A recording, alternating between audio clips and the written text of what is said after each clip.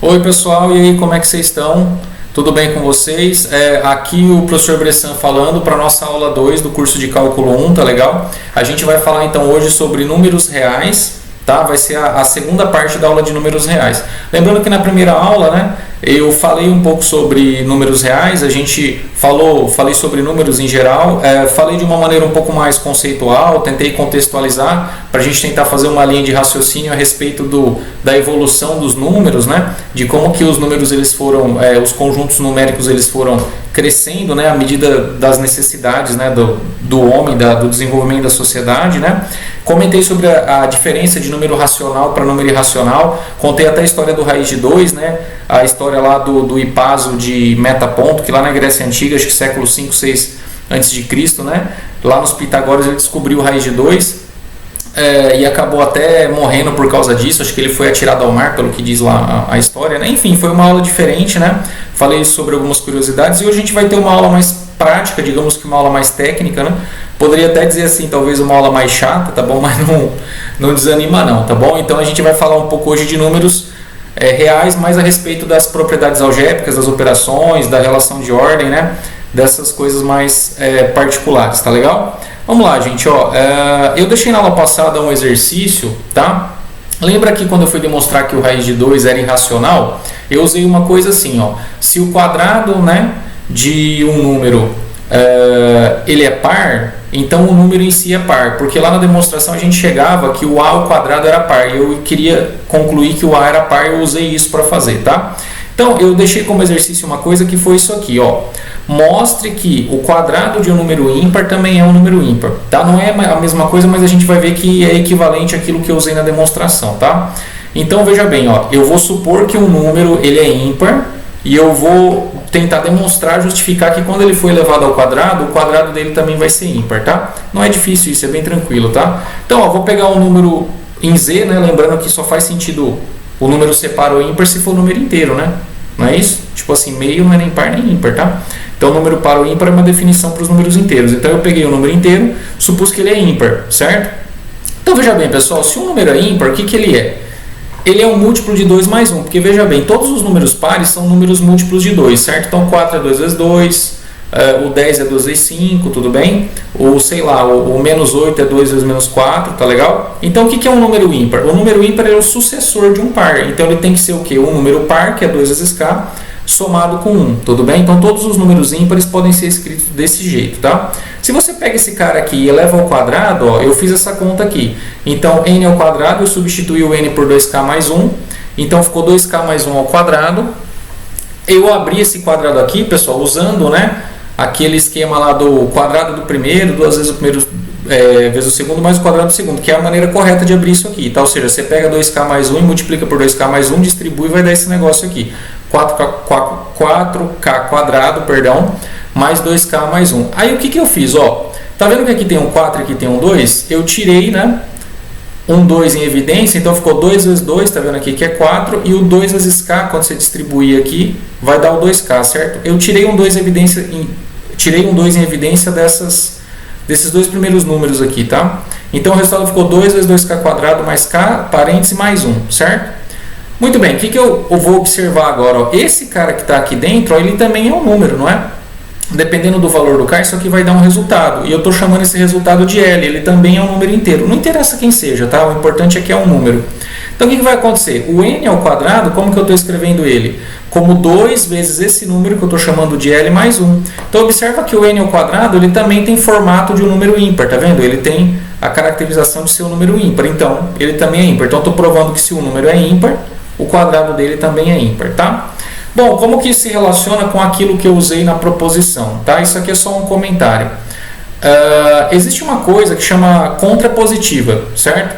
Então, toda vez que a gente tem uma implicação, uma afirmação em matemática do tipo assim, se acontecer alguma coisa e então acontece outra, né? Tem uma propriedade chamada contrapositiva que diz que a negação da tese implica na negação da hipótese. Então veja, ó, toda vez que eu tenho uma coisa, tipo isso que eu demonstrei agora, ó, n é ímpar, implica que n quadrado é ímpar, certo? Foi isso que eu fiz aqui em cima. Isso aqui a gente chama de hipótese, o que está antes, e o que está depois a gente chama de tese, tudo bem?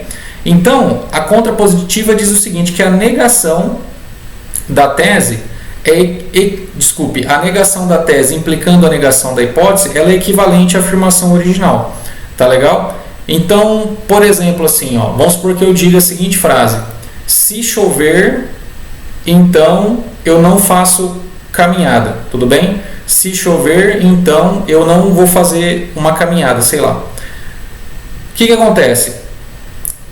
A frase que eu vou dizer agora, se eu fiz caminhada, então não choveu, tudo bem? Ó? Se eu fiz caminhada é a negação da tese, implica na negação da hipótese, então não choveu, ela é logicamente equivalente à frase que eu falei no começo, tá? Então, se eu uso esse raciocínio da contrapositiva nisso aqui que eu acabei de demonstrar, o que a gente tem? A negação de n ao quadrado ser ímpar, o que é? N ao quadrado é par, tudo bem?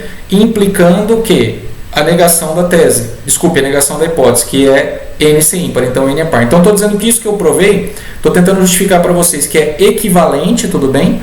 A dizer que se n ao quadrado é par, então n é par, que foi o que eu usei na demonstração, tá? Só para tentar explicar a relação entre as duas coisas. Mas isso é da aula passada, tá bom? Vamos começar agora com o que realmente interessa. Ó, vou relembrar rapidamente sobre os números reais, tá bom? Então, a gente viu que o conjunto dos números reais, ele é a união disjunta, né, do conjunto dos números racionais com o conjunto dos números irracionais, ou seja, o conjunto dos números reais, ele é composto por dois tipos de número, tá legal? Quais são eles? As frações, tudo bem? Que são os números racionais. Então, quem que são as frações? Só para lembrar, as frações são os números da forma A sobre B, tudo bem? A dividido por B, onde o denominador da fração, que é o B, tem que ser diferente de zero.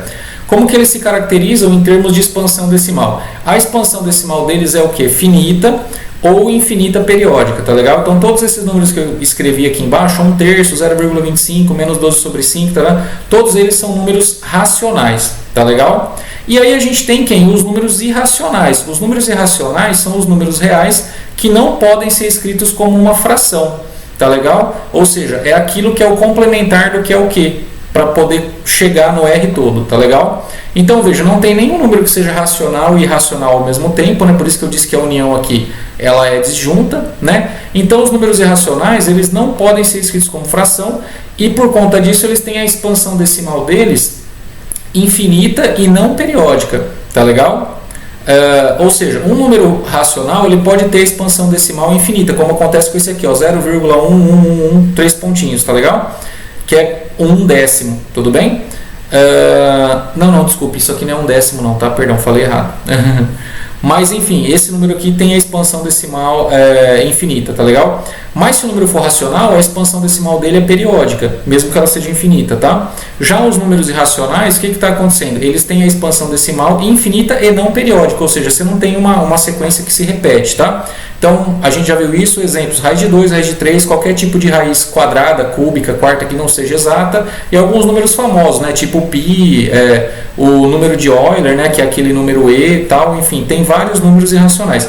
E eu não comentei isso na aula passada, mas assim, em termos numéricos, né, existem mais números, em termos de, mesmo sendo os dois conjuntos infinitos, né, o conjunto dos números irracionais, ele é essencialmente maior que o dos racionais, tá? Ou seja, tem muito mais números em I do que em Q, tá? Isso é um detalhe, mas só um comentário.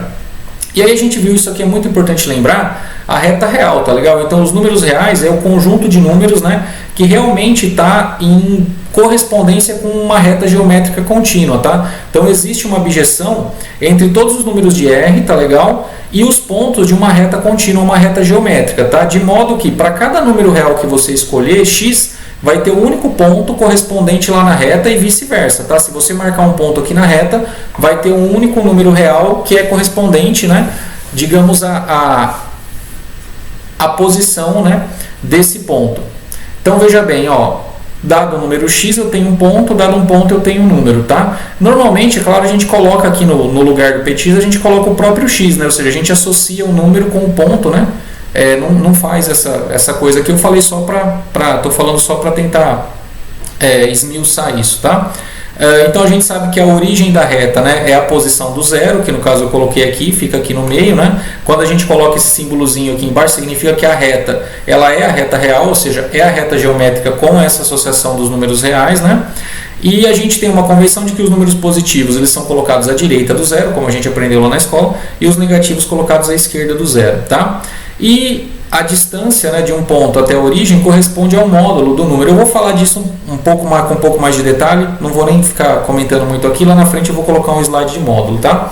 Então veja, ó, quais que são as operações algébricas que a gente pode fazer em R? Eu coloquei aqui em R e Q porque na verdade é a mesma coisa, tá? Todas as operações de R são operações de Q, né? Enfim, quando a gente faz uma conta, né, com um número numa folha de papel, necessariamente esse número assim, tipo, se a gente escreve ele em decimais ou em fração, ele tem que estar no Q, tá? Então essas operações aqui são comuns aos dois conjuntos. Então a gente tem duas operações, tá? A gente tem a operação de adição e a gente tem a operação de multiplicação, né? Adição é a mesma coisa que soma, multiplicação é produto.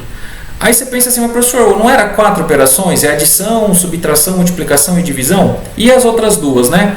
Vamos com calma. Vocês têm razão, só que assim, do ponto de vista formal matemático, as operações algébricas são só duas, e as outras, a subtração e a divisão, elas vêm como se fosse uma propriedade, uma nuance dessas duas, tá? E como os matemáticos, eles são meio, como é que fala, eles não gostam de gastar muito nome, enfim, eles são meio minimalistas, né? Em termos de operações, a gente acaba tendo só duas operações, mas isso na prática não vai mudar em nada o que a gente está fazendo, tá?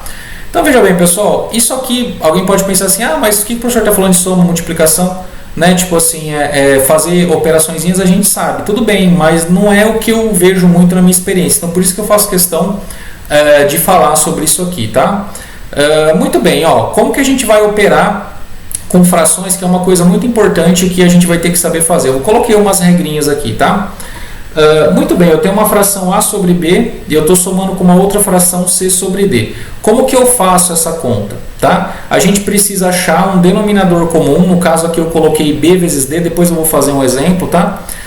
E aí a conta vai ficar assim, ó, AD, né, tipo assim, somado com BC dividido por B vezes D. Na hora que eu fazer com números vai ficar mais fácil, tá?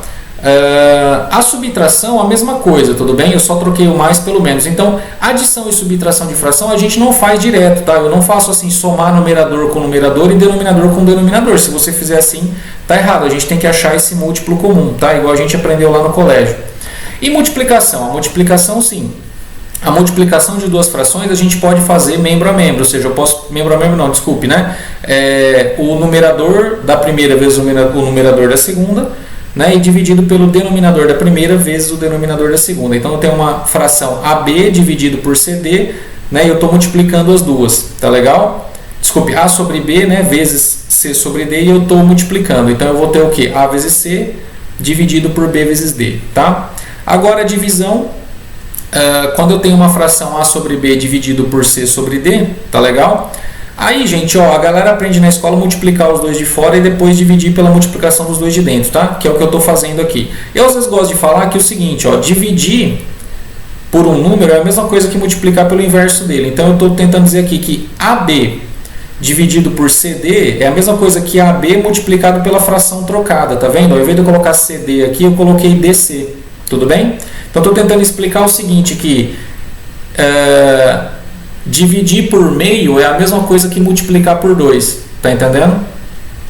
Então pensa assim, quando você tem uma barra de chocolate, né, e você vai dividir ela com o seu amigo, por exemplo, ele te pede um pedaço e você quebra ela ao meio, tudo bem? Então você está dividindo ao meio, dividindo por meio. O que você está fazendo? Você está criando dois pedaços, tá? Então dividir ao meio é a mesma coisa que multiplicar por 2. Essa é a ideia, tá?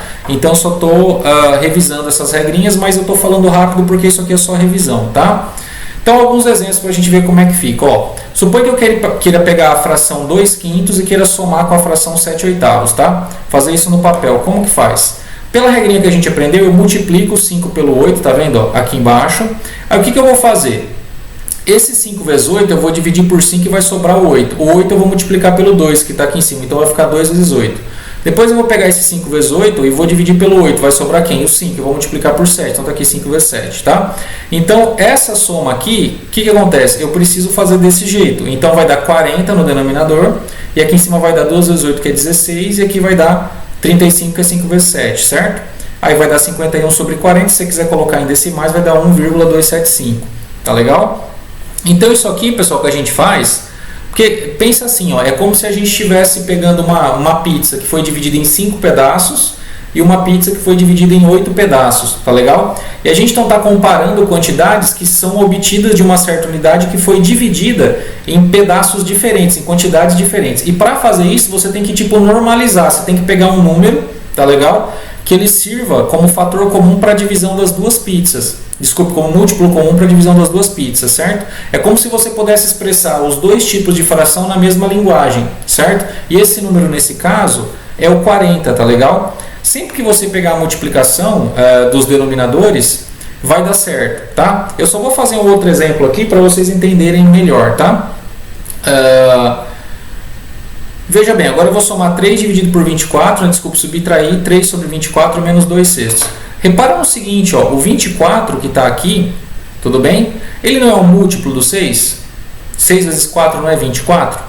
Então, veja, não tem necessidade de eu multiplicar o 6 pelo 24, de colocar um número maior aqui, tudo bem? 6 vezes 24 vai dar quanto? 144?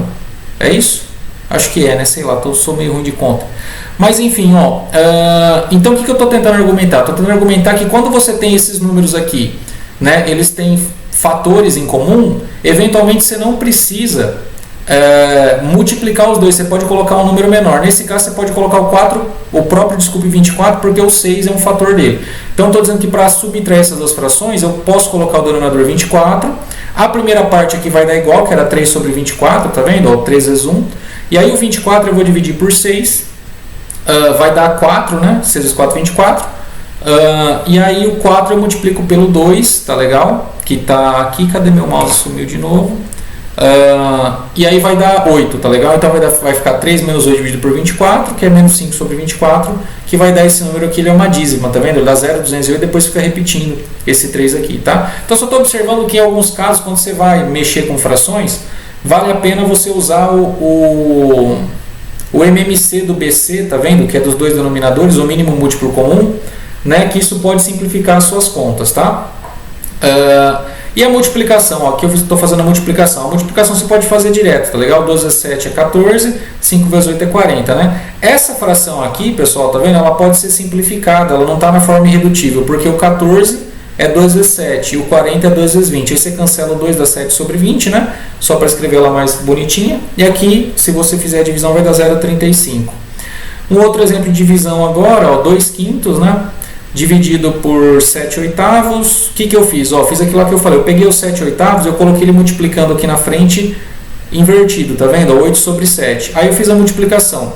Isso tem o mesmo efeito que você multiplicar, tá vendo? Os dois de fora dá quanto? 2 vezes 8, tá aqui 16. E os dois de dentro, 5 vezes 7, 35, que está aqui. Está aí 16 sobre 35, vai dar esse número aqui. Repara que ele é uma dízima, tá vendo? Ó? Ele parece esquisito, mas está repetindo. Ó, 5, 7, 1, 4, 2, 8. Tá vendo? Ó, 5, 7, 1, 4, 2, 8. Então ele é um número racional, é essa fração aqui. Tá legal? Então nota que a dízima não precisa ficar sempre repetindo o mesmo número, como acontece aqui. Tá? Pode ser uma sequência de números. Mas isso aqui, pessoal, todo mundo já sabe, tá? Eu tô falando meio rápido, mas pra gente revisar.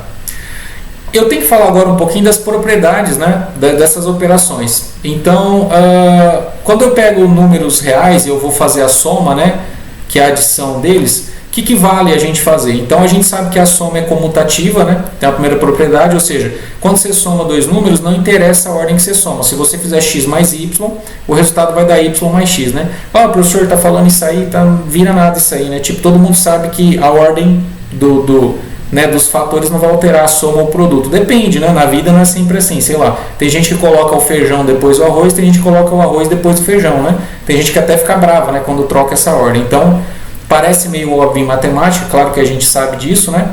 Mas não é tudo na vida que é comutativo, tá? Então veja bem, eu tenho a propriedade associativa, né? Que me diz o seguinte, ó, quando eu vou somar três números, x mais y mais z, tanto faz a ordem como eu somo. Desse primeiro lado aqui, o que eu estou fazendo? Eu somei primeiro o x com o y, certo? E depois que eu fiz essa conta, eu somei o z. Esse resultado vai dar igual se eu primeiro decidir somar o y com o z e depois somar o x. tudo bem? Então, a maneira como eu associo, ou seja, quando eu vou somar mais de duas coisas, eu vou somar várias coisas. A maneira como eu agrupo e faço as somas não interfere no resultado da soma, tá? Então, a adição tem um elemento neutro, que é o número zero, tá legal? E o elemento neutro, como o próprio nome diz, ele não altera o resultado quando ele é operado com um número. Eu estou dizendo que se você somar qualquer número x com zero, o resultado vai dar o próprio x, que é a mesma coisa também que fazer zero mais x, né? Enfim, só estou lembrando. A gente tem o elemento oposto, e eu estou chamando a atenção, pessoal, que é dessa propriedade que vai vir a subtração, tá? Então, todo número real, ele tem um oposto aditivo, ou seja, ele tem o número que seria o menos ele, tá legal? Então, todo número x, certo? Ele tem um oposto, esse oposto é denotado por menos x, né, como eu coloquei aqui, e quando você opera, né, o x com o menos x, faz x somado com menos x, o resultado dá zero, que é a mesma coisa que fazer menos x mais x. Tá? Então, quando você pega o número, eu estou dizendo, e você soma, entre aspas, com o negativo dele, o resultado dá zero. Tá? Isso que essa propriedade aqui está dizendo. Joia? E é dessa propriedade aqui, pessoal, que vem a subtração. O que é definido como operação de subtração? É você pegar um número, quando você pega um número x e você está subtraindo y, o que você está fazendo é pegar o x e somar com o oposto aditivo do y. Tudo bem? Então, eu não preciso definir uma nova operação, é isso que eu queria dizer. Sendo que eu tenho uma propriedade que me garanta essa operação, entendeu? Então, na verdade, é como se a subtração ela fosse embutida na adição, dado que a gente sabe a propriedade do oposto, tá? Mas isso aqui é só detalhe, pessoal, tipo assim, ó, tudo que vocês sabem de fazer conta com os números, obviamente continua valendo, tá? Eu só estou elencando aqui essas propriedades para a gente lembrar disso aqui. Agora tem um slide que é parecido, né? Com o anterior, só que agora é para multiplicação. Então a multiplicação também é comutativa, né? Que é aquela coisa lá, a ordem dos fatores não altera o produto, né? Ou seja, x vezes y igual a y vezes x, né? A gente sabe disso. Ela também é associativa quando eu vou fazer o produto de vários números, né? Tanto faz a ordem como eu escolho multiplicar esses números, tá legal? A operação de multiplicação, ela tem um elemento neutro, que é o número 1, tá legal? De modo que tudo que você multiplica por 1, o resultado dá ele mesmo, entendeu? Então, x vezes 1 é igual a 1 vezes x, que é o próprio x, para todo número x, tá legal? Então, o zero, que fazia o papel de elemento neutro na soma, agora quando você vem para multiplicação, esse elemento neutro é o número 1, tá? E o elemento inverso, que é a divisão, tá legal? Aqui eu vou usar assim a seguinte terminologia. Quando for em relação à soma, eu falo oposto. Quando for em relação à multiplicação, eu falo inverso, tá? Seria o dual do elemento, né? Então eu tenho aqui que todo número x, né? Aqui é importante, o x tem que ser não nulo, tá? Ou seja, o zero não está incluído nessa regra, ele vai ter um inverso multiplicativo. Esse inverso multiplicativo pode ser denotado por x elevado a menos 1 ou por 1 sobre x, que é a mesma coisa, tá? Então, o que é o inverso multiplicativo do 3? É 1 terço. Quem que é o inverso multiplicativo, sei lá, do 7? É 1 sétimo, tá legal? Quem que é o inverso multiplicativo do 0,1, né? Que é 1 sobre 10. Aí você inverte e vai voltar no 10, é o próprio 10, tá? Então, quando você opera um número pelo inverso multiplicativo dele, o resultado dá o quê? Dá o número 1, que é o elemento neutro, tá? Então lembra que o zero não está incluído aqui, gente, porque 1 sobre 0 não existe, tá? Lembra que eu falei lá de dividir por zero na última aula, que dá problema? Então você não pode colocar o zero aqui.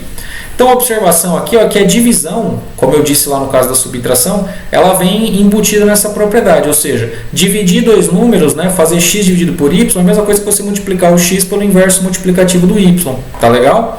Então isso aqui é só uma observação, né?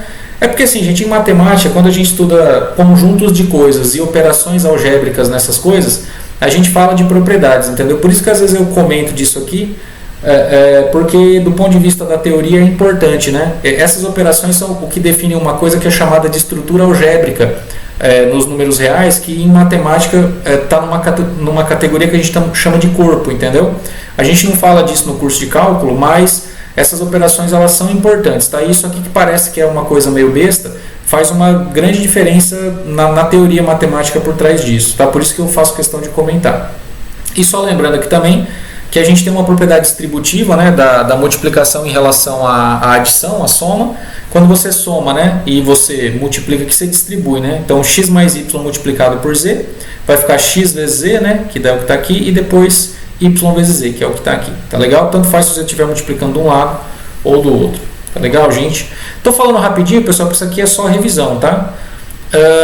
Agora sim, algumas regrinhas práticas, e eu vejo alguns erros às vezes quando eu vou corrigir provas e tal, que às vezes as pessoas confundem algumas regras e eu faço questão de comentar nesse momento, tá? Então veja, ó, tem umas leis que a gente chama de leis de cancelamento, tá? Então veja, quando você tem uma igualdade, uma equação igual essa aqui, tá vendo? Ó, x mais z igual a y mais z. Então eu tenho o mesmo número aqui, tá vendo? O z está somado aqui e o z está somado aqui. Eu posso, nesse caso, cancelar o z, ou seja, eu posso cancelar esse z com esse z. Quando é subtração é a mesma coisa, tá? Então veja, tá vendo? Ó, eu cancelo o z dos dois lados, então se x mais z é igual a y mais z, então x é igual a y, tá? E a mesma coisa com a subtração do z. Isso aqui é facinho, né? Agora, regras de cancelamento envolvendo multiplicação e divisão. Se eu tenho um número z não nulo, tá? Isso é importante para não anular o resultado aqui, né? Então, veja bem, se eu tenho a multiplicação aqui de x vezes z, né? Igual a multiplicação de y vezes z, quando eu cancelo esse z não nulo, é possível cancelar isso, né? E aí o resultado vai dar x igual a y. No caso, se estiver dividindo, o z aparecer dividindo e o z também for não nulo, eu também posso cancelar esse z com esse z e o resultado vai dar x igual a y. E quando um fator z, né, ele multiplica em cima e embaixo uma fração, tá vendo? Eu tenho uma fração xy, a parte de cima, que é o numerador, eu estou multiplicando por z, e a parte de baixo eu também estou multiplicando por z. Então o resultado vai dar o xy, porque isso pode ser cancelado, tá? Então aqui eu cancelei o z multiplicando, cancelei o z que está dividindo, e aqui cancelei o z que está multiplicando em cima e embaixo, né? De uma fração seria uma simplificação da fração. E o resultado aqui está dando a fração x sobre y, tá? Pessoal, ó, tem erros muito comuns que acontecem, é disso que eu estava falando antes. E isso aqui eu vejo sempre que eu corrijo prova e tal. Às vezes as pessoas fazem os cancelamentos que não são permitidos, tá? Então, por exemplo, assim, é muito comum a gente pegar tipo uma fração assim, ó, x somado com z e y somado com z, onde você tem o mesmo número aqui, né, em cima e embaixo. E aí as pessoas cancelam esse z com esse z.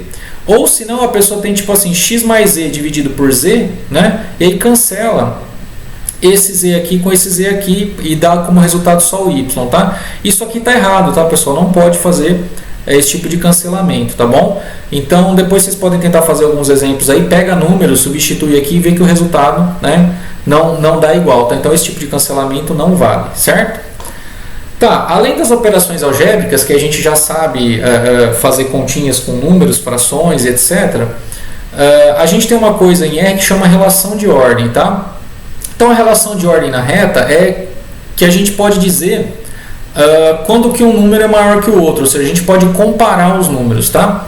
Então, dados dois números x e y, números reais, é sempre possível a gente comparar esses números e ver quem é maior que quem, tá? Ou seja, eu posso decidir se o x é maior ou igual a y, ou se o x é menor ou igual que y, tá legal? Então, sempre quaisquer dois números reais, eles são comparáveis. Por exemplo, então, se eu pego, sei lá, o 5 e o número π, tudo bem?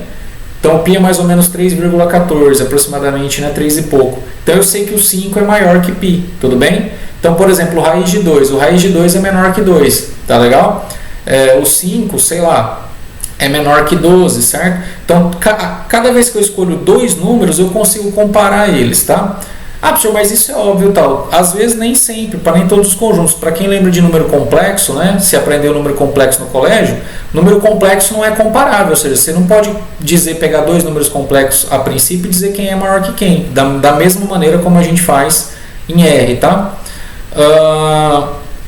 Veja bem, ó, dizer qual que é a simbologia que a gente vai usar. Esse símbolo aqui significa que x é maior ou igual a y, tá certo? Toda vez que você vê esse aqui, esse esqueminha virado para a direita, né? Sempre a abertura aqui ela fica para o cara que é maior, né? Então esse símbolo aqui é x é maior ou igual a y, é o que está escrito aqui, tá? Se não tiver o igual, esse aqui, ó, tudo bem, esse risquinho embaixo, significa que x é estritamente maior que y, tá? Pessoal, uma notação que acredito que todo mundo já está acostumado, né? Do mesmo modo, você pode usar esse símbolo aqui, ó, que significa que x é menor ou igual a y, tá vendo? Então, agora o lado fechado, o lado fechadinho está para o lado do x, né? Então, esse lado aqui é o menor, esse lado aqui é o maior. Então, leu isso aqui e vai entender, x é menor ou igual que y. Se tiver só, né, sozinho aqui, sem o risquinho embaixo, sem o sinalzinho de igual, vai ser x é estritamente menor que y. É análogo, tá? Então, pessoal, só uma observação, dizer que x é maior ou igual a y e dizer que y é menor ou igual a x é equivalente, tá? É C e somente C. Então, você pode dizer o mesmo fato usando ou o símbolo de maior ou igual ou o símbolo de menor ou igual, ou maior ou menor também, tanto faz, né? Ou seja, isso que está escrito aqui, ó, e isso que está escrito aqui significa a mesma coisa. Essa setinha de duplo lado aqui em matemática é um símbolo de equivalência, chama C e somente C, tá? Então, estou dizendo que x é maior ou igual a y, C e somente C, y é menor ou igual que x, tá? Bom, essa relação de ordem, qual que é as propriedades que ela tem? Tem uma propriedade reflexiva, né, tipo assim, que é meio, como é que se diz assim, é meio trivial isso aqui, mas x é sempre menor ou igual que o próprio x, tá legal? Então, quando você escreve isso aqui é verdadeiro, né? Porque esse igual aqui, ele tá meio que, o x está incluído nessa conta aqui, tá? Se você tem essa propriedade chama reflexiva. Tem uma propriedade chamada de antissimétrica, que é o seguinte, ó, se o número x ele é menor ou igual que o y e ao mesmo tempo o y é menor ou igual que o x, não tem outro jeito, eles têm que ser iguais. Tá legal? Isso aqui chama antissimétrica. Tem uma propriedade que chama transitiva, ou seja, se um número x ele é menor ou igual que o y e o y, por sua vez, é menor ou igual que o z, então o x, tá vendo, que é o da ponta, é menor ou igual que o da outra ponta, que é o z, tá? Então, a relação de ordem, ela é transitiva, certo? E eu tenho aqui, se x é menor ou igual a y, então x mais z é menor ou igual que y mais z para todo z em R, tá?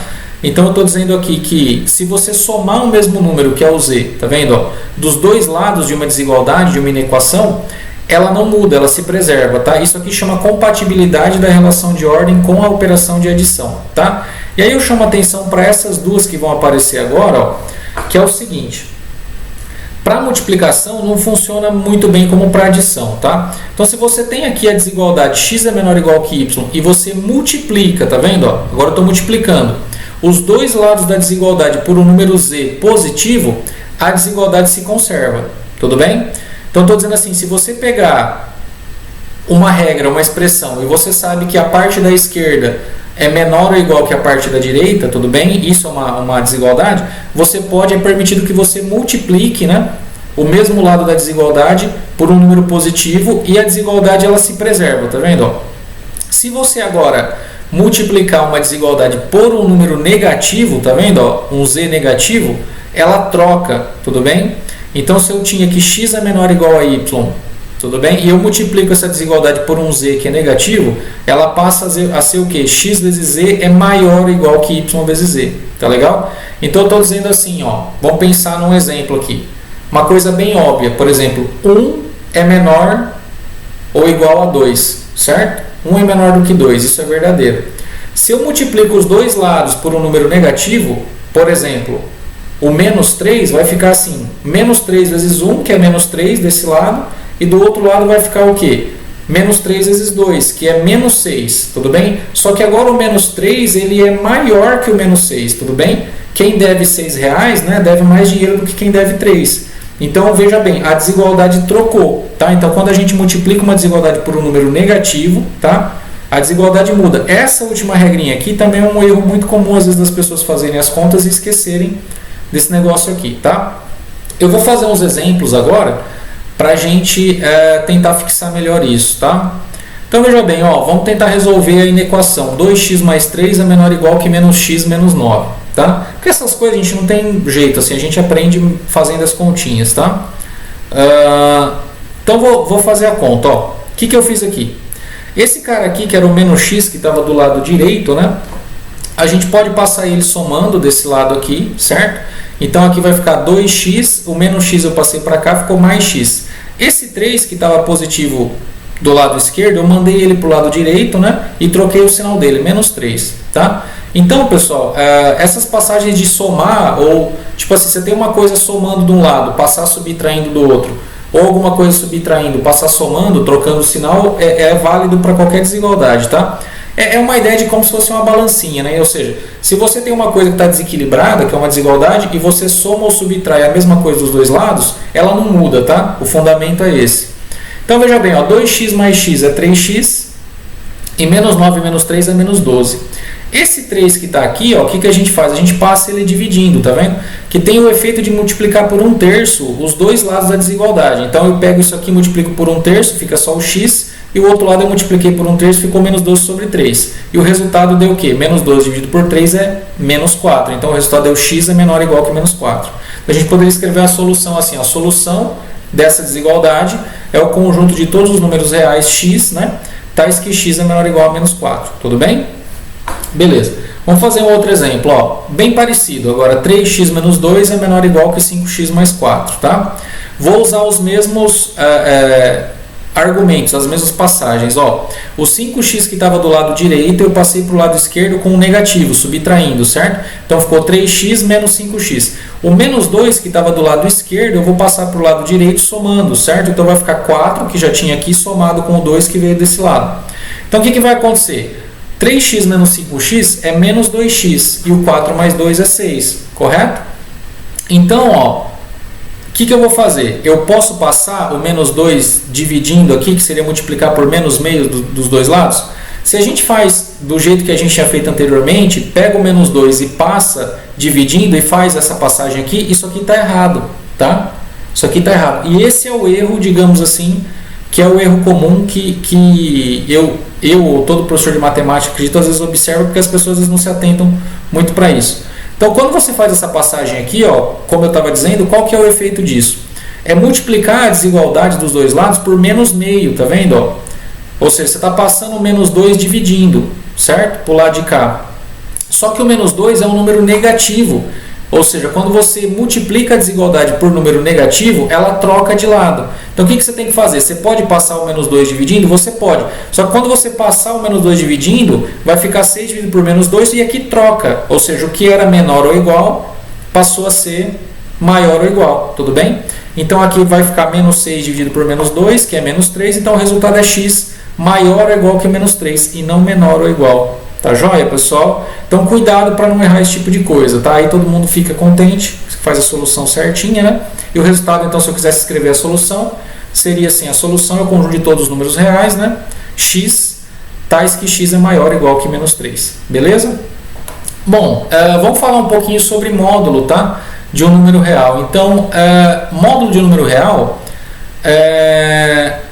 ele tem a seguinte definição. Eu vou ler a definição, depois a gente vai tentar esmiuçar ela, tá? Então, o módulo é sinônimo de valor absoluto, tá? Então, o módulo de um número, ou o valor absoluto dele, que é a mesma coisa, né, de um número A real, ele é definido do seguinte jeito, tá? Ele tem essa notação aqui, ó, quando você vê um número, né, com duas barrinhas assim do lado, pessoal, não é parêntese, não é colchete, não é chaves, é barrinha, tá? Então, essas duas barrinhas aqui ao lado do A significa o módulo do número A, tá? Então a definição está dizendo isso pra gente, ó. O módulo do número A é o próprio A se o A for um número maior ou igual a zero. Tudo bem? Se ele for positivo ou for zero. Eita, me deu sede. E o módulo do número A, ele é menos o A se o A for um número negativo, né? Se ele for um número menor do que zero. Então, qual que é a regra, digamos, do módulo, tá? O módulo ou valor absoluto é uma coisa simples, é uma definição bem simples, mas apesar de ser uma definição bem simples, é uma definição que confunde, tá legal? E a gente já vai ver por quê. Então, se você for calcular o módulo de um número, tudo bem? A princípio, como eu estava dizendo, parece um negócio meio trivial. Por exemplo, ó, eu vou calcular o módulo de 5. Você vai olhar aqui e vai falar assim, ora, 5 é um número positivo, então o módulo dele é ele mesmo, né? Tudo bem, porque o 5 é positivo, como eu disse, ó. Se você for calcular o módulo do menos 2, você vai fazer também muito rapidinho. Vai falar, ó, menos 2 é negativo, então o módulo do menos 2 é 2, positivo. Tudo bem? Porque é menos ele, tá? Então, menos 2 é 2, tá? Toma cuidado, pessoal, porque aqui, ó, esse menos aqui não significa que o número é negativo, não, tá? Na verdade, o módulo de um número, ele sempre dá positivo, ele sempre dá maior ou igual que zero, tá? Apesar de ter esse menos aqui. Porque se esse menos está aqui, o número tem que ser negativo, então já tem outro menos, e o menos com menos vai ficar mais, tá legal? Não se confunda. Então, ó, a regra é basicamente simples. O módulo de alguma coisa é a própria coisa se a coisa for positiva, ou seja, você pega um número positivo, né, maior ou igual a zero. Quando você calcula o módulo dele, não muda, dá o próprio número, o resultado dá positivo. Se você pega um número negativo, tudo bem? O módulo do número negativo é menos ele, tudo bem? Ou seja, você vai trocar o sinal. Então eu vou ler de uma vez só para ver se dá para pegar melhor. Ó, o módulo de alguma coisa é a própria coisa, se a coisa é positiva, ou é menos a coisa se a coisa é negativa, tá legal? Então você vai decidir qual que é o valor do módulo de um número, sabendo se isso que você está calculando o módulo é positivo ou é negativo. Basicamente é isso, tá? E quando você sabe quem é o número, você está olhando, como no exemplo que eu fiz aqui, isso é uma coisa realmente simples, né? Você está falando assim, o módulo do 5 é 5, ora, porque o 5 é positivo. Até aí está tudo bem. O problema, minha gente, é quando aparece isso aqui, ó. Quanto vale o módulo de x ao cubo menos 2x? Certo? Quando esse negócio acontece, quando aparecem expressões, né, algébricas, né, que tem um módulo envolvido, aí é que a gente meio que às vezes se confunde, tá? A gente tem uma tendência, os alunos têm uma tendência grande a simplesmente jogar o módulo fora, tudo bem? Falar assim, esse módulo aqui, tipo assim, é igual a x ao cubo menos 2x. E isso não é bem verdade, tá legal? Se fosse a mesma coisa, não precisaria ter usado, né? Não precisaria ter usado o símbolo de módulo, na verdade. Então veja, a resposta para essa pergunta é tipo depende, tá legal? Depende do que? Depende do sinal dessa expressão, tá? Porque veja bem, pessoal, isso aqui é uma expressão, certo? O que significa isso? Que para cada valor de x que eu vou colocar aqui, eu vou ter um resultado diferente, certo? Por exemplo, escolhe x igual a 1, tá? Coloca x igual a 1 aqui. Então o resultado vai dar 1 elevado ao cubo, que é 1, menos 2 vezes 1, né? Que é menos 2. Então 1 menos 2 é menos 1. Nesse caso, o módulo de menos 1 daria quanto? Menos menos 1, que é a segunda regra aqui, que seria 1 positivo. Tá legal? Só que veja bem, se eu substituir o número x aqui, pega por exemplo x igual a 2 agora. Aí você faz 2 elevado ao cubo dá 8, certo? E menos 2 vezes 2 é menos 4. Então vai ficar 8 menos 4, que é 4 positivo. Então agora, esse cara, ele vai assumir um valor positivo e o módulo do 4 vai ser o próprio 4, que é a primeira regra. Então veja, não tem uma resposta, digamos, definitiva para isso aqui. Na verdade, você vai ter tanto uma coisa como a outra, dependendo do sinal que isso aqui assume, entendeu? Então a resposta não é simplesmente assim, eu vou jogar fora. Eu vou jogar fora se a expressão que está dentro do módulo for positiva. E eu vou trocar o sinal da expressão se ela for negativa, certo? Então isso depende de uma análise, não é direta. Então, só é possível a gente tirar o módulo de alguma expressão, que é o termo que a gente usa, né? Se a gente souber o sinal dela, tá legal? Ou seja, quando ela é positiva e quando ela é negativa, tá? Por exemplo, ó, quanto que vale o módulo de x ao quadrado mais 1? Tudo bem? Vamos pensar. Quando eu pego um número e elevo ao quadrado, o resultado não dá sempre positivo? Né? Você faz um número vezes ele mesmo, se ele for positivo, por exemplo, 4 vezes 4 é 16. Se for negativo, menos 4 vezes menos 4 também dá 16 positivo, né? Alguma coisa ao quadrado é sempre maior ou igual a zero, isso é verdade. Então, se você pega alguma coisa ao quadrado que está aqui e você soma 1, você tinha alguma quantidade que era o x ao quadrado que já era positiva. Você somou 1 nela, ela vai ser mais positiva ainda, né? Não tem o risco disso dar negativo. Então, a gente pode concluir que essa expressão x ao quadrado mais 1, ela é sempre maior ou igual a zero, independente do x que eu coloque aqui, diferentemente dessa que eu estava comentando, tá? Então, o que você pode concluir? Como esse cara aqui é sempre positivo, tá vendo? Ó a regrinha. Então, o módulo dele é ele mesmo, tá? Mas isso foi para essa expressão particular, ou seja, essa expressão aqui eu consigo jogar o módulo fora, que é o que todo mundo quer fazer. Mas por que eu consegui fazer isso? Porque o que está dentro dela é um número positivo, tá legal? Que no caso é o x quadrado mais 1, ou seja, independentemente do x, isso dá um resultado positivo. Tudo bem? Vamos continuar. Ó, vamos falar de algumas propriedades do módulo. Então, ó, o módulo de x, ele corresponde à distância do x até o zero, tudo bem? Então, pensa bem, ó, quanto que é o módulo de menos 4? O módulo de menos 4 é 4, positivo. Qual que é a distância do menos 4 ao zero na reta? É 4, certo? Ou seja, todos os números negativos, apesar de eles serem negativos, quando você olha a distância deles até a origem, a distância é sempre positiva, né? Então, você tem uma interpretação do módulo, do valor absoluto, como sendo a distância medida em cima da reta real, dos pontos até a origem, tá? Isso tá certo. Então, o módulo do número x corresponde à distância do número x, desse número x até a origem, tá? Em geral, se você tiver dois pontos da reta, dois números na reta x e y, e você quiser medir a distância entre eles, basta você calcular o módulo de x menos y, tá? Então, qual que é a distância do 2 até o 6 na reta? Você calcula o módulo de 2 menos 6, que é o módulo de menos 4, que dá 4, tá? Isso tanto faz para número positivo ou negativo. Qual que é a distância do menos 2 até o 10? Você vai calcular módulo de menos 2 menos 10, que é módulo de menos 12, que dá 12. Isso sempre dá certo, tá? Então, a distância entre dois pontos na reta é o módulo da diferença, né? Distância entre dois números é o módulo da diferença entre os números, tá? Aí tem algumas propriedades, ó. Dado um número delta positivo, né? Vale as seguintes coisas, ó. Quando que o módulo de alguma coisa é igual a delta? Isso aqui vale ser e somente ser o x é mais ou menos delta. Então, eu te pergunto assim, quando que o módulo do número dá 5? Ué, para o módulo de alguma coisa dá 5, ou ela é o 5, o próprio 5, ou ela é menos o 5, tá?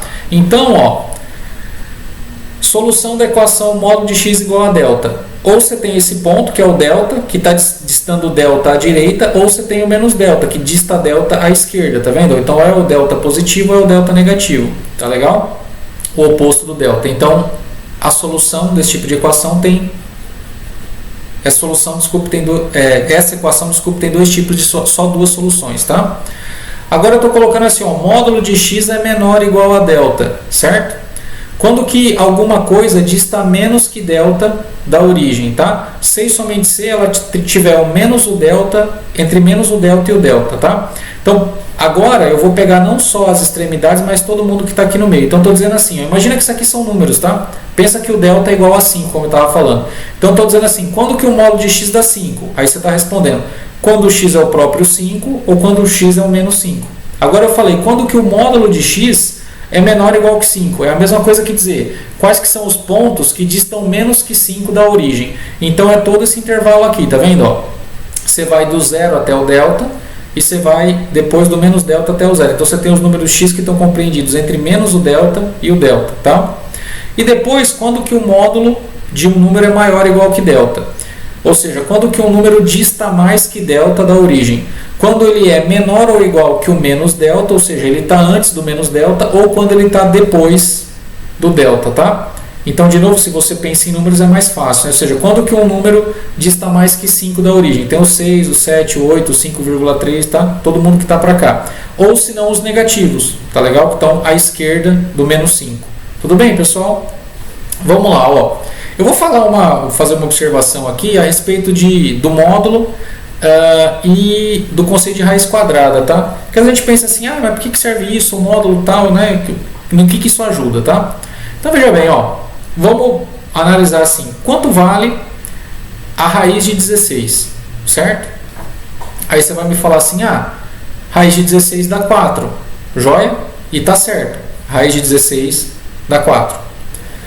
Aí eu vou perguntar, quanto que vale a raiz de 100? Aí você fala, 10 vezes 10 é 100, né? Então a raiz de 100 é 10. Tá correto? Então raiz quadrada de 100 é 10, raiz quadrada de 16 é 4. Aí eu pergunto, quanto que é a raiz quadrada de x ao quadrado? Ou seja, que número, né, que elevado ao quadrado dá o x ao quadrado? Você vai me falar o próprio x, não é? Ou seja, cancela a raiz com esse quadrado que está aqui. E isso está errado, tá incorreto. Aí você fala, nossa, peraí, deve ter alguma coisa errada. Vamos com calma. Ó, dá uma olhada nessa conta que eu vou fazer. Imagina que você tem o raiz de 9 aqui, tá? Estou fazendo raiz de 9. Aí você vai colocar assim, o raiz de 9 é igual a raiz de 3 ao quadrado. Todo mundo concorda com essa passagem? Porque 3 ao quadrado é 9, então só estou trocando, né? Aí eu vou cancelar o 2 com o raiz, do mesmo jeito que você queria fazer aqui. E o resultado vai dar quanto? 3. Tá vendo? 3. Agora, olha do outro lado aqui. Eu estou fazendo aqui o raiz de 9, certo? E agora, o 9 eu estou trocando por menos 3 ao quadrado. Porque, veja bem, 3 ao quadrado é 9. Mas menos 3 ao quadrado também é 9. Porque menos 3 vezes menos 3 dá 9, certo? Então, estou fazendo a outra troca. E aí, eu estou cancelando, tá vendo aqui? Ó, o 2 com a raiz. Mesmo jeito que eu fiz aqui. O resultado deu quanto? Menos 3. Tá vendo? Então, o que significa essa conta? Significa que o raiz de 9, se isso aqui fosse verdade, o raiz de 9, né, que está aqui e está aqui, ele seria tanto igual a 3 como igual a menos 3. Você teria que 3 igual a menos 3, né? E tem alguma coisa errada nisso. Fala, oh, peraí, tem alguma coisa errada. E de fato a coisa errada é que a gente não está usando o módulo, tá? Então às vezes a gente vê essa coisa aqui escrita e não entende por quê, tá? Isso é por um motivo de consistência que eu tentei explicar aqui. Então toda vez que você vai extrair a raiz, tudo bem? Do número x elevado ao quadrado, quando você faz esse cancelamento aqui, ó, não aparece o x sozinho, aparece o módulo de x, tá? Então, às vezes, na hora que a gente vai resolver uma conta, e a gente meio que fala, eu vou cortar a raiz com esse quadrado aqui, e aparece, você coloca só o x, às vezes não está certo, tá? Porque então a gente tem que escolher sempre o positivo, tá? Então, quando eu coloco a raiz quadrada de x ao quadrado, eu estou pensando na raiz positiva, tá legal? Para não ter essa dualidade na resposta. É só um detalhe, tá? Um exemplozinho de como que o módulo às vezes pode aparecer. Eu preciso falar de uma coisa agora também, pessoal, que é a noção de intervalo da reta, tá? Então, os números reais têm uma notação para a gente escrever alguns subconjuntos deles, que são intervalos numéricos de valores, tá? E aí a gente chama esses caras, como o próprio nome diz, de intervalos, tá? Então existe uma notação usual, né, para denotar alguns subconjuntos que são intervalos de valores. Eu vou dar os exemplos aqui, tá? Vou supor que eu tenho dois números A e B, e eu vou ter 4 tipos diferentes de intervalo. Eu vou pegar o A estritamente menor que o B para a gente realmente ter o intervalo, tá? Então veja bem, ó, o que é o intervalo fechado AB? O intervalo fechado AB, ele é o conjunto dos números reais, certo? Que estão situados entre A e B, né? Então imagina que o A e o B são dois números, tá? Pensa, por exemplo, no 1 e no 3. O que é o intervalo fechado 1, 3?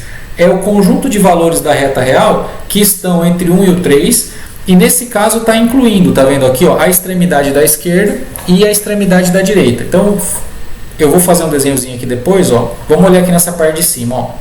Então, essa representação que eu fiz aqui em cima, essa retinha, é o intervalo fechado, tá?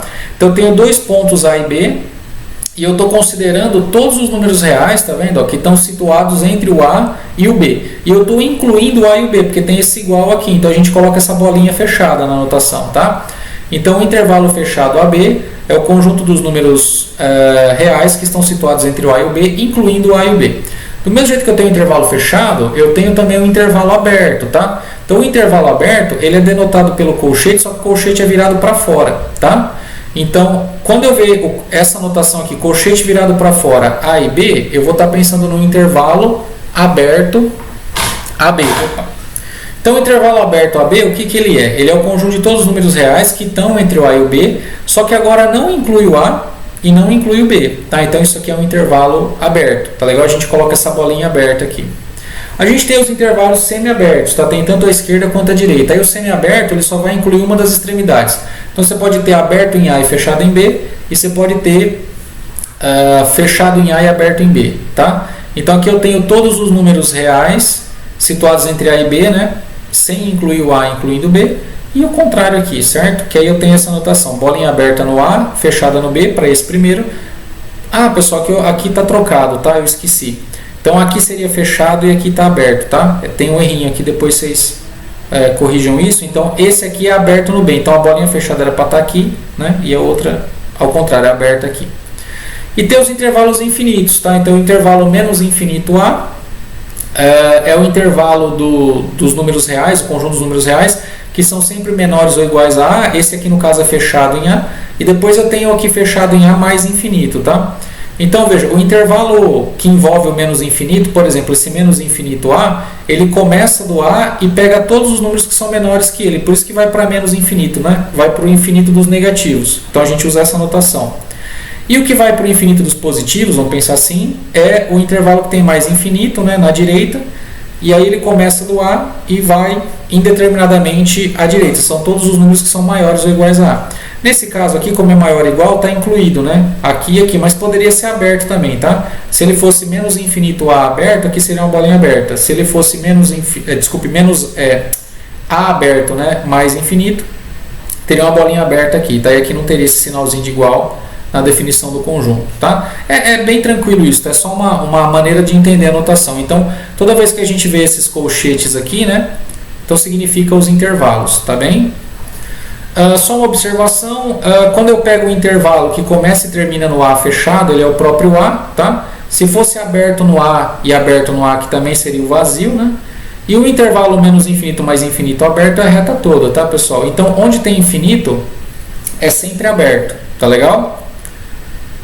Bom, vamos fazer mais um exemplozinho, tá? Pra gente... Eu vou fazer o exemplo agora, eu vou resolver e a gente vai escrever na notação de intervalos, tá?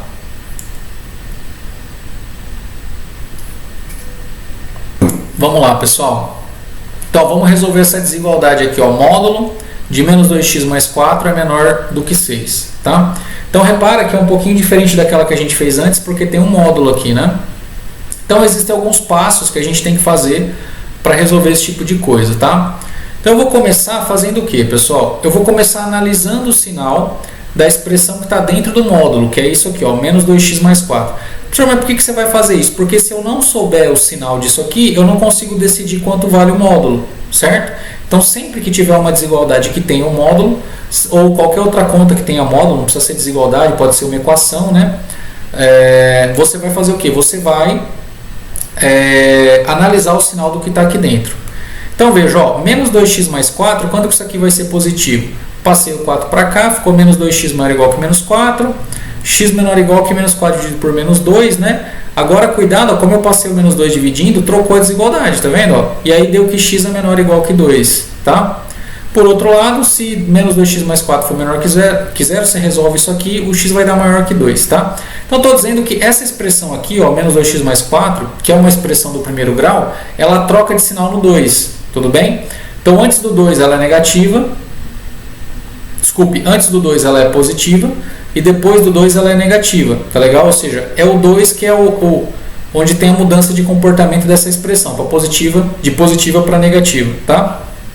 Agora que eu sei disso, eu vou agora tentar resolver a desigualdade, tá? Mas eu tenho que levar isso aqui em consideração, porque para cada um dos casos, o módulo vai ser uma coisa diferente, tá? Então nós vamos começar assim, ó, segundo passo, a gente vai tirar o módulo, só que tirar o módulo com a ressalva, né? E resolver a conta. Então veja bem, ó, eu não acabei de justificar que para x menor ou igual que 2, a expressão que está dentro do módulo é positiva? Então veja bem, eu começo assim, supondo que o x é menor ou igual a 2, eu sou habilitado, é permitido que eu tire o módulo, porque nesse caso a expressão é positiva. Então se ela é positiva, o módulo de alguma coisa positiva é ela mesma. Então agora eu simplesmente jogo o módulo fora, né? Eu vou ficar com o quê? Menos 2x mais 4 menor que 6 e vou resolver a conta. Vai dar menos 2x menor do que 2, né? Passei o 4 para lá. X maior que 2 sobre menos 2. Lembrando que o menos 2 passando aqui, né, dividindo o negativo, troca o sinal da desigualdade. X é maior do que menos 1, tá? Esse é o resultado. Agora eu tenho que analisar o outro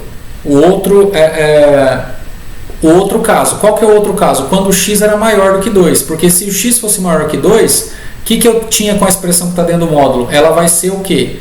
Negativa, certo? E se ela é negativa, ó, o módulo dela é o quê? Menos ela, tá vendo? Ó? Então, ao tirar o módulo, no segundo caso, eu coloco um menos na frente, tudo bem? Porque nesse caso, a expressão é negativa, correto? E módulo de alguma coisa negativa, o que é? É menos ela, tá? É da definição. Então, o módulo vai ficar o quê? Em vez de ele ficar menos 2x mais 4, ele vai ser 2x menos 4. E o 6 aqui vai continuar do outro lado, certo? Então, menos 2x mais 4, desculpe, 2x menos 4 é menor que 6. Passei para cá o 4, ficou 2x menor do que 10. Agora o 2 é positivo, ele passa dividindo normal, vai dar x menor que 5. Joia? Aí, pessoal, a gente tem que juntar esses cacos aí e tentar pensar numa solução única, tá? E aí a gente vai comparar os resultados e vai fazer uma coisa que lá no colégio o professor falava assim, vai fazer o varalzinho, tá? Vocês já vão entender por quê. Eu fiz um desenho aqui, ó, ficou meio apertado, mas acho que vocês vão conseguir acompanhar. Aqui nessa primeira linha, ó, eu estou fazendo esse intervalo aqui, ó, estou fazendo um intervalo dos números x que são menores ou iguais a 2. Então, ó, marquei o 2 aqui, peguei esse pedaço roxo que é o conjunto do x, né, o intervalo infinito menos, o intervalo menos infinito 2 fechado, que seria daqui para cá, tá? Por que eu fiz isso aqui? Porque nessa região aqui, ó, quando isso aqui acontece, eu sei que a expressão é positiva, ou seja, eu estou dentro do primeiro caso, tá legal? Que a coisa foi separada em dois casos. Então, dentro dessa região, que é o primeiro caso aqui, qual que foi a solução que eu achei? X é maior do que menos 1. Aí eu fiz um outro varalzinho, pegando os caras que são estritamente maiores que menos 1 e marquei de azul. Agora o menos 1 não entra, porque aqui ó, não tem o sinal de igual, certo? Então aqui é a bolinha aberta. Então, o que eu estou fazendo? Eu achei uma solução x maior que menos 1, que é isso que está azul, só que ela estava condicionada a existir no primeiro intervalo, para os caras que são menores ou iguais que 2, que é isso aqui. Então, eu confronto, tá vendo? Ó, eu tenho que escolher onde as duas coisas acontecem ao mesmo tempo. E onde que eu vou ter marcação aqui nos dois intervalos? No intervalo menos 1, 2, tá vendo? Ó, onde tem número no roxo e número no azul, né? Entre os dois números aqui, no caso, entre o menos 1 e o 2. Então, dessa primeira parte da resolução, eu vou obter como resultado o intervalo menos 1, 2, certo? E eu destaquei ele em vermelho aqui, aberto no menos 1, fechado no 2. Agora, o que a gente vai fazer? Eu vou fazer a mesma coisa, só que eu vou fazer para o outro pedaço, ó, tá vendo? Quando a expressão é negativa. Quando a expressão era negativa, o x tinha que ser maior do que 2. Então eu comecei do 2, agora aberto, certo? Porque o módulo negativo não inclui, né? Lembra que o módulo é o próprio cara se ele for maior ou igual a 0, e é menos o cara se for estritamente menor que 0. Então o que eu estou fazendo?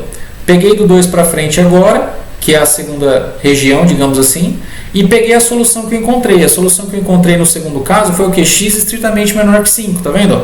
Então peguei do 5, certo? Para trás, com a bolinha aberta. E de novo, eu vou comparar onde que as duas coisas tá valendo, né? Onde as duas coisas valem, porque tem que valer as duas coisas ao mesmo tempo. Porque essa conta aqui, ó, só vale nessa região, tá legal? E o resultado deu o quê? Deu um intervalo fechado 2, de 2 até 5, tudo bem? Vou continuar aqui, ó, vou repetir aqui o desenho para a gente não perder. Então, ó, o que eu obtive como solução? Eu obtive, agora eu vou escrever a solução em forma de intervalos. Eu obtive o intervalo que vai do menos 1, tudo bem? Até o 2, e depois continua do 2 fechado até o 5, tá vendo? Então repara, apesar de serem desenhos diferentes, aqui é o mesmo 2, tá vendo? É como se esse cara aqui estivesse em cima desse, tá vendo? Então na verdade você está pegando números que vão do menos 1 até o 5, tá vendo? Então a solução seria quem? O intervalo menos 1, 2 fechado, unido com o 2, 5. Mas é o mesmo 2 aqui, então eu estou pegando esse pedaço da reta que vai até o 2, depois do 2 até o 5. Então é a mesma coisa que eu pegar do menos 1 até o 5.